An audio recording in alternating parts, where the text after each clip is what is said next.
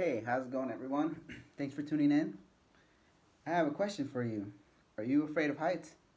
I know that I am, but I still go out and do scary things here and there.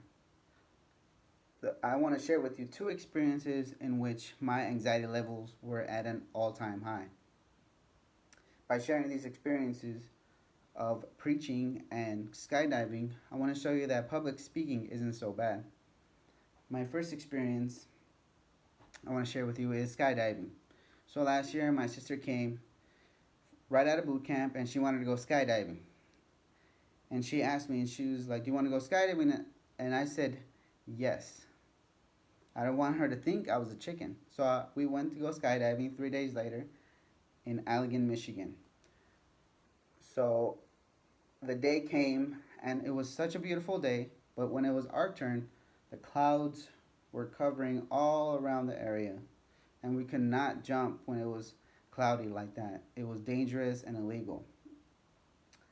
So the scaredy cat in me wanted to reschedule, and maybe my sister would leave and we didn't have to jump after all. But I was not going to be denied. I just wanted to do it and get it out of the way and just be a skydiver already. So at the end of the day, they decided to take us up. As we were going in this small little plane that probably only fit like 5 people, I was praying the whole time and asking God to protect us. My hands were sweaty, my heart was beating. I was just a wreck. I didn't show it, but I was a wreck. We finally got to 11,000 feet. My sister jumped first, and then it was my turn.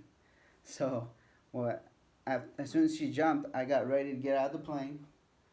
I had to grab this pole that was attached to the wing of the plane. First, I grabbed it, and then I stepped out, and I grabbed it with the other hand, and I stepped out. My instructor tapped me on the shoulder, and that's my cue to put my hands on my shoulders. And then we started doing backflips. It was the most adrenaline rush that I've ever had ever experienced. But it was so rewarding as soon as we opened up because I got to experience the sunset at 11,000 feet. It was the most amazing view that I had experienced in my whole entire life.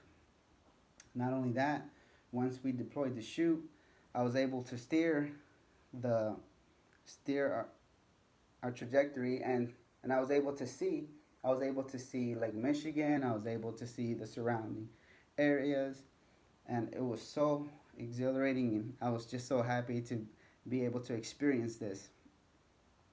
But as much as happy as I wanted to be on the floor. I wanted to be safe. And once we got to the floor, I was so relieved that I started doing snow angels, and there was no snow. On my second experience, I got invited to preach. I've never preached in my whole life. This was my only time that I preached. And as soon as they asked me, I said yes, without even thinking about it. But yes, I was super nervous. I was exactly like I was when I was skydiving. My hands were sweating, my heart was beating. I was I was a wreck. But with preparation and prayer, um, I got prepared for the day and I went to go preach. This service was focused on gathering funds so that we can send it out to the missionary families around the world. And once I got up there and I opened my laptop, I started typing out my password that I had typed out for the last 3 years, and I could not type it. My hands were shaking so much, and that I couldn't even get my password that I had. I knew it from memory. So I started typing with my fingers, and finally I got into my computer. I started preaching, and I knew that through the preparation and through God backing me, I knew that I was going to do a good job. And it was just a blessing to be able to preach about Moses, which is my next topic. Um, I, so, in that on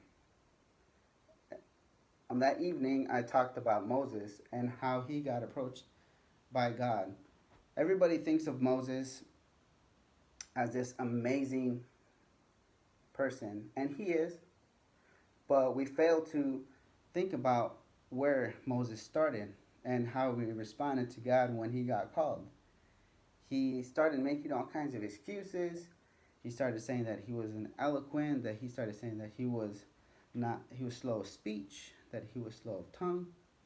And I'm sure he was just like me when I was jumping off the plane. His hands were sweaty, his heart was beating, his knees were probably shaking. And I know that he was just not ready for this moment. But he said yes, and it was such a rewarding experience because not only did he say yes to God, but he helped his people leave Egypt. So, as you can see, thrill seeking and also public speaking are very similar. We get the same feeling of anxiety, but we also get the reward of knowing that we can overcome these terrifying experiences and succeed. Of course, if you succeed if you don't succeed in public speaking, you feel like you're dying. But if you don't succeed in skydiving, you're actually going to die. So, what do you choose? Do you choose being a public speaker or do you choose to be a skydiver? Thanks for tuning in. Thanks. Bye.